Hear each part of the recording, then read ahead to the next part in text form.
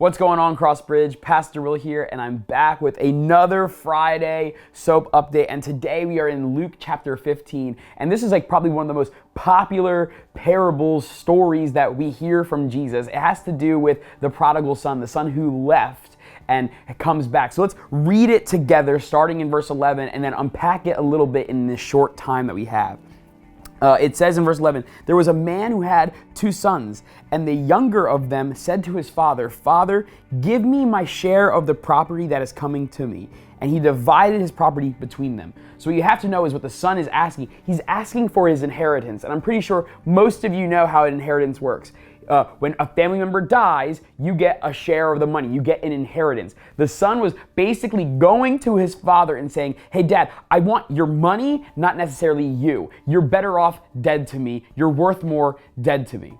What a phrase or this idea to hear from your own child. Hey, I want the blessing you have and can give me, but not necessarily the relationship. And how many of us say that with God? We want the blessings of God, right? We want all the favor that God can give us, but not necessarily the relationship. So yeah, we might go to church sometimes, or we might read our Bible sometimes, but we just want the blessing and not necessarily the relationship. Let's continue on and find out what happens to the son. I'm sure you know it, but try and read it with fresh eyes.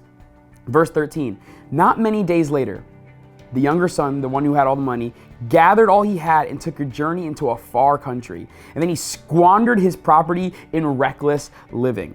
And he went and spent everything, and then there was a severe famine that arose in the country, and he began to be in need. So now he's lost it all. Not only has he gotten the blessing and cut off the relationship with his father, he spent it all in reckless living, whatever that means, and now he has nothing.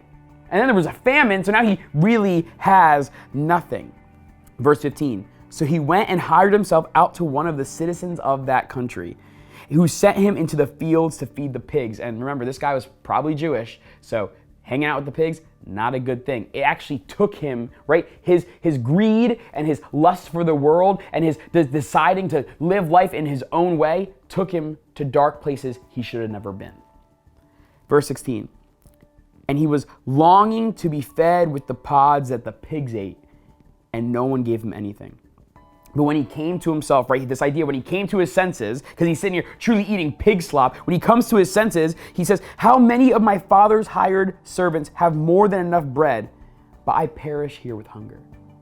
Hindsight is truly 2020. Now, as he's looking into what he's doing, right, he's sitting in the mud with the pigs trying to eat their food, and he's realizing, I had it better when I was in the relationship with my father. Maybe I didn't understand all the rules my father made. Maybe I didn't understand why there was boundaries in my life. And maybe I didn't understand why my father asked things of me or did things in a certain way. But I know I never went hungry. I know he cared for me. That even the servants, the people who weren't family members, were cared for by the father. So he has this master plan to go, I'm going to go back to my dad. Verse 18, I will arise and go to my father, and I will say to him, Father, I have sinned against heaven and before you. I am no longer worthy to be called your son. Treat me as one of your hired servants. So basically, he's practicing a speech, right? He's planning out what he's going to say. Have you ever been in trouble? You see it with teenagers and kids all the time. When they're in trouble, they practice how I'm going to explain myself when I'm approaching my parent. Verse 20, and he arose and came to his father.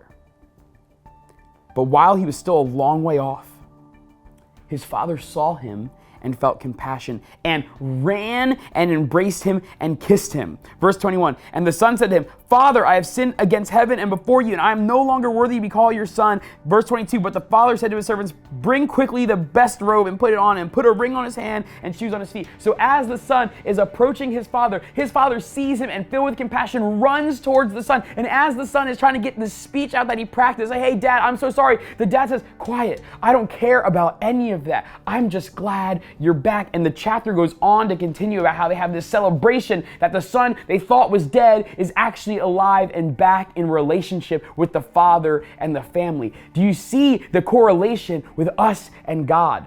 How many of us have these seasons or moments where we just want the blessings of God, but not necessarily the relationship? We want God to bless our lives and give us this extreme favor, but our relationship with him is lacking. It's like telling him, I want the inheritance, but I don't necessarily want you. But the son quickly realized it was all about the relationship. And the father didn't care about the reckless living. You don't see the father going, well, let's now explain what you did with the money. The father says, I'm just glad you're home. Maybe today we need to evaluate, to have some self-evaluation of our lives and go, hey, do we have this relationship with God that's unwavering, this relationship that we're clinging to God and we love him for who he is, that he is God and he created us and we understand his love for us, that he's running towards us? Or are we just looking merely for the blessings? Are we just looking for what God can do for us and not necessarily the relationship we can have in him? Today, may I encourage you, look at the relationship you have with the Lord. It's not about a checklist of what we can do. It's about this intimate, vulnerable, loving relationship that we can have with a heavenly Father who runs towards us, embraces us, and has this immense amount of grace and compassion. Today, may you walk in that grace and compassion as you seek this deep, everlasting relationship with him.